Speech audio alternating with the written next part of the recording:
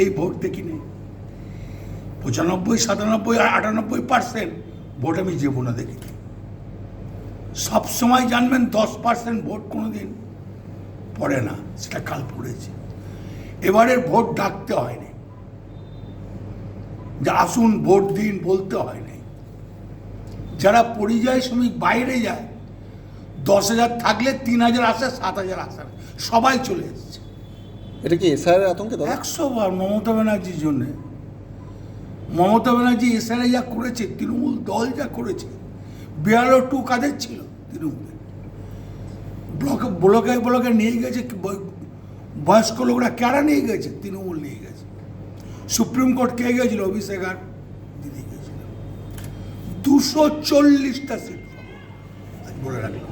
দাদা, যে বিষয়টা নিয়ে মূলত সাংবাদিক বৈঠক আমি ছিলাম নিজে, সেটা হচ্ছে আপনি বলতে চেয়েছিলেন যে প্রথম দফার নির্বাচনে 152টার মধ্যে তৃণমূল কংগ্রেস পাবে 140টা, না 130টা, 130টা, আর 12-15টা হয়তো বিজেপি পাবে। আপনি ঠিক কি বলতে চেয়েছিলেন আরেকবার যদি সাংবাদিকদের বলে দেন। আবার বলছি যে তৃণমূল কংগ্রেস প্রথম দফার ভোটে আমরা 130টা পাবো, অর্থাৎ তৃণমূল 130টা, তৃণমূল 130টা পাবে। আর বিজেপি পেলে, দাদা বিজেপি বলছে 200 পার করে দেবো। দাঁড়া ভাই, তারা বলতে হবে 215টা, 15 থেকে 20টা। দাদা, বিজেপি যে ঘৃণ্য একটা বিষয় সামনে তুলে ধরলো, যে আপনি উল্টোটা বলছেন, এই বিষয়ে কি বলবেন? দেখুন, আমি তো ধরুন অনেক টিভির সামনে বলেছি, ওটা করে দিয়ে তো লাভ হবে না। আমার তো ভিডিওটা আছে, আমার কাছে তো ভিডিওটা আছে। সম্পূর্ণ ভিডিওটা তারা দেখায়নি। হ্যাঁ, আমার আছে। এটা কি তারা এটা ইচ্ছা করে একটা প্রোপাগান্ডা তৈরি করে? প্রোপাগান্ডা তৈরি। দাদা, আপনাকে বলতে শোনা গেছে দিবা স্বপ্ন দেখা বন্ধ করুন, দিলীপ ঘোষকে বলেছেন। কি স্বপ্ন দেখা বন্ধ করুন। দিলীপ ঘোষকে আমি বলেছি, দিলীপ দা খুব ভালো বলে। দিলীপ দা কালকে তাই যখন বলেছি, দিলীপ দা স্বপ্ন দেখা হয়, সত্যি হয় না। স্বপ্ন দেখা সত্যি। বিজেপির যে অপপ্রচার দাদা, এটাও তো একটা ইফেক্ট পড়বে, মানুষ তো বুঝতে পারে গেছে। আজকে আবার বলছি, কেন বিজেপিকে বারবার আসতে হচ্ছে?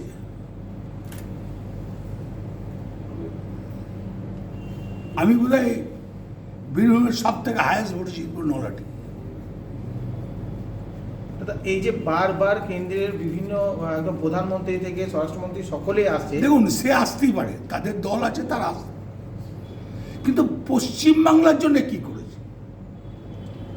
পশ্চিমবাংলার জন্য যা করেছে মমতা ব্যানার্জি করেছে। সাধারণ মানুষ, আচ্ছা, খেটে খাওয়া মানুষের জন্য কি চিন্তা ভাবনা করে, সেটা মমতা ব্যানার্জি করেছে। লক্ষ্মীর ভাণ্ডার মমতা ব্যানার্জি করেছে। বেকার ছেলে মেয়েদের মমতা ব্যানার্জি করেছে। অভিষেক যে কথাগুলো বলছে, একটা তো ভুল বলছে না, ঠিক কথা বলছে। দুটো ডাইস করে দেখ না। আমরা কি করেছি 11 সাল থেকে আজ পর্যন্ত, ওরা 14 সাল থেকে কি করেছে দেখা। দাদা, ওরা যেটা বিজেপি যেটা দাবি করছে, আপনারা দাবি করছেন যে বেশি ভোট পড়েছে, মানুষ হয়রানি হয়েছে, সেই ভোট তৃণমূলকে পড়বে। বিজেপি বলছে যে এই ভোট বিজেপিতে পড়বে। এটা কখনো? আচ্ছা, একটা কথা বলি তোমাকে, তোমার জানা নাই বোধ হয়, কেন আমি ভোট করে আসছি গাই বাছুরের আমল থেকে, 77 সাল থেকে। ভোটের একটা অঙ্ক বোঝা যায়। এবারের মানুষের, আচ্ছা, স্কুল বাগান বলে একটা পাড়া আছে আমাদের, জানেন তো, আর মিশন কম্পাউন্ড বলে একটা পাড়া আছে। তো স্কুল বাগানে 68-70 বেশি কোনদিন পোল হয়নি, এবারে হয়েছে 92%। ওখানকার ভদ্রলোকরা বেরোয় না, বাইরে যারা চাকরি করে তারা আসে না। এবারে কানে বিজেপিকে ভোট দেওয়ার জন্য এলো, এসআরে যেন নামটা থাকে। আর এসআরে হাই রেটেরও বুঝেছে কি কষ্ট পেতে হয়েছে। আর এসআরে পাশে গেছিল মমতা ব্যানার্জি, অভিষেক ব্যানার্জি আর তৃণমূল দল। এই এসআইআর বয়ে বিজেপির কি কাল হলো? একেবারে খাল কেটে কুমির আনা হলো এসআইআরটা। দাদা, এত বিপুল পরিমাণ এই যে ভাই, আমি আজকে বলে রাখলাম, আগে বলছিলাম যে 230 থেকে 235, অভিষেক কিন্তু একবার বলেছে 250 বলেছে, সেটাও হতে পারে। অভিষেক যেটা বলেছে সেটা ফেলে দেওয়ার নয়, 250টা হতে পারে। তাহলে কি বিজেপি ধুয়ে মুছে সাফ হয়ে যাবে? একবারে সাফ হয়ে যাবে ইলেকশনে। দাদা, প্রধানমন্ত্রী কোথাও ঝালমুড়ি খাচ্ছে, আবার কোথাও গম গাইছে। সেটা ধরুন খাবার জিনিস কোনো জায়গায় খেতেই পারে, এখানে কি বলার নেই। সেটা আমু দাঁড়িয়ে কোনো জায়গায় দাঁড়িয়ে শুষো মুড়ি খায়, কিনে খেতে পারে। আজকে গঙ্গা পক্ষে বেড়াতে গিয়েছিলেন সকালে। হ্যাঁ, যেতেই পারে, তার গঙ্গা ভালো লাগলে নিশ্চয়ই যাবে। গঙ্গা মায়ের কাছে সবাই যায়। দাদা আপনি বলছেন ধুয়ে মুছে সাফ হয়ে যাবে, সেক্ষেত্রে দ্বিতীয় স্থানে কে থাকবে? দ্বিতীয় স্থানে কোন দল থাকবে? বিজেপি থাকবে। ধরুন যদি আমরা 150টা পাই, তা এখন তো 44টা রইল। কংগ্রেস কটা হবে? মানে এটা প্রথম দফার যদি, এটা প্রথম দফার পরিসংখ্যান বলছেন। না না, প্রথম নাই, পুরো ইলেকশন আমরা যদি 240টা পাই, তাহলে কটা থাকলো? হয়ে থাকলো আপনার 54টা। সিপিএমকে খাতা খুলতে পারবে না। সিপিএম খারাপ।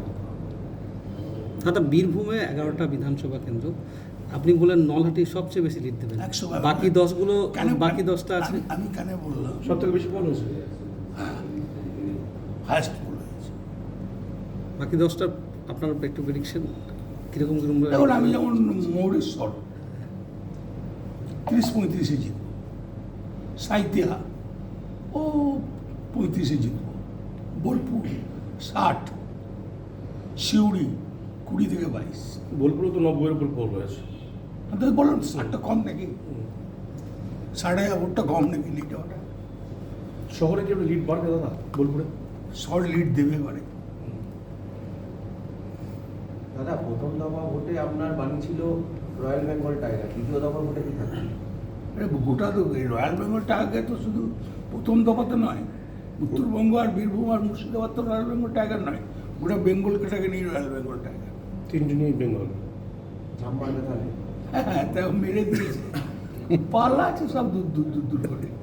বাঘের ভয় পালাচ্ছে।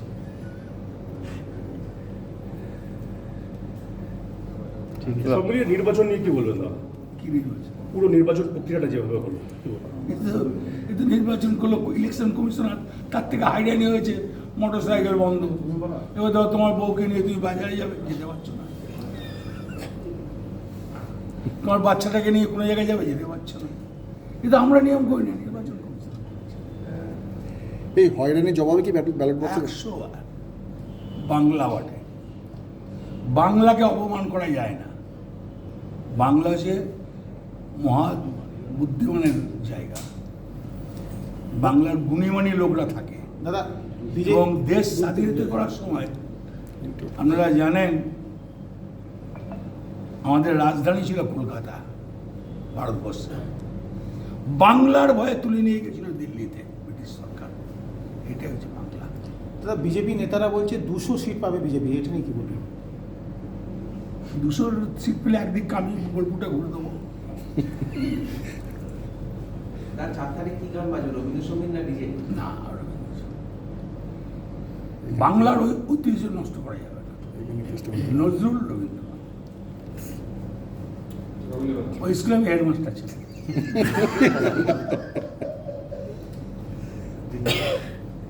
কিন্তু অভিষেক বন্দ্যোপাধ্যায় তো বলছিলেন, উনি তো বলছেন ইয়ে বাজবে, রবীন্দ্রসঙ্গীত বাজবে, দুটোই বাজবে।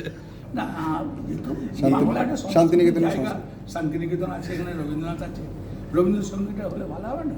নজরুলের কিছু বিদ্রোহ।